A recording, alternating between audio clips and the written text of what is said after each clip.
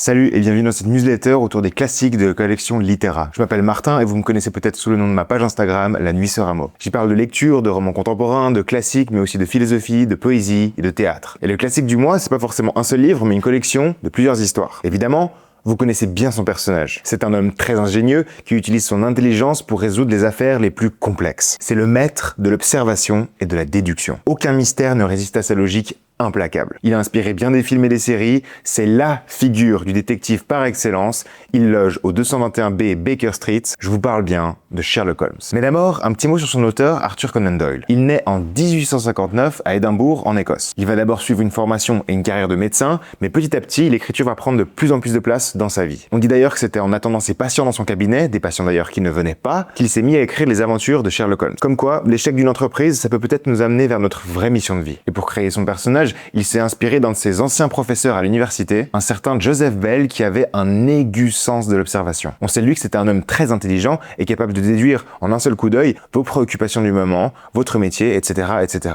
Une grande intelligence. Et ça a toujours impressionné notre auteur. Conan Doyle connaît le succès dès la première publication de Une étude en rouge en 1887. Et ce personnage de Sherlock Holmes, il est bien, mais il va vite lui poser problème. Parce qu'en fait, il va devenir si célèbre que Conan Doyle, il pourra juste plus s'en séparer. Parce que finalement, il adore écrire des histoires avec Sherlock Holmes, mais il aurait envie d'un peu de changer de personnage. Il va même tenter de le faire disparaître en le faisant mourir dans les chutes du Reichenbach. Il se dit que voilà, une fois qu'il est mort, le deuil fictif devra se faire. Mais c'est sans succès. Les lecteurs vont simplement lui mettre une grosse pression et Sherlock sera ressuscité. Et Conan Doyle, il a aussi écrit des romans historiques, notamment La Compagnie Blanche, qui est un des meilleurs romans historiques que j'ai lus, mais aussi des récits de science-fiction, Le Monde Perdu notamment, qui est une immense influence sur Jurassic Park, et plein d'autres choses. C'est vous dire le talent de l'auteur, quoi. Baladez-vous dans son œuvre, ça vaut la peine. Mais dans tous les cas, c'est bien Sherlock Holmes qui va rester à jamais son plus grand héritage. Et maintenant, parlons des enquêtes de l'homme à la pipe. Les aventures de Sherlock Holmes, ça se lit pas forcément comme un long roman, mais plutôt comme une série de nouvelles, chacune centrée sur une énigme à résoudre. Et 3 ou 4 romans également. Il y a Le Chien des Baskerville, Le Signe des Quatre, Le Ruban Moucheté, Un Scandale en Bohème,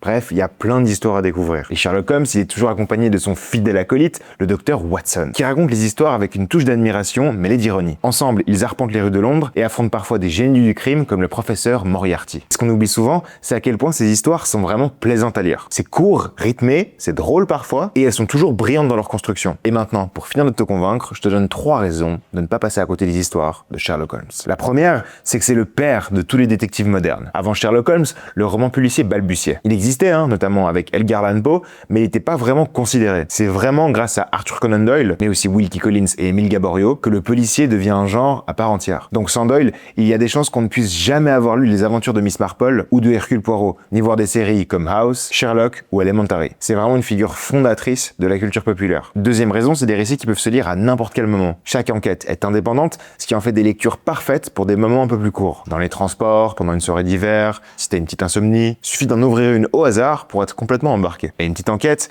c'est parfait pour ça. Et puis contrairement à l'image un peu froide qu'on peut avoir du roman policier, là c'est vraiment vivant, c'est drôle, c'est agité, et il y a ce petit humour britannique qui est vraiment une valeur ajoutée. Et troisième raison, c'est une vraie plongée dans le Londres victorien. On a les fiacres, les ruelles brumeuses, les clubs privés, les gentlemen excentriques. C'est vraiment tout un monde que Doyle restitue avec une grande finesse. En fait, c'est même presque une chronique sociale à hauteur de détective. Vous allez suivre des enquêtes, mais vous allez aussi y découvrir les tensions de l'époque, les inégalités, les absurdités du système, mais toujours avec flegme et élégance. Bref, Sherlock Holmes, c'est pas juste un détective, c'est vraiment un mythe littéraire, un miroir de la raison humaine et une source de plaisir inépuisable. Je vous recommande chaudement d'en lire quelques aventures. Même et surtout si vous connaissez déjà le personnage, parce que je peux vous garantir qu'il y a forcément une histoire que vous allez découvrir. On se voit dans un mois pour le prochain classique. Bonne lecture.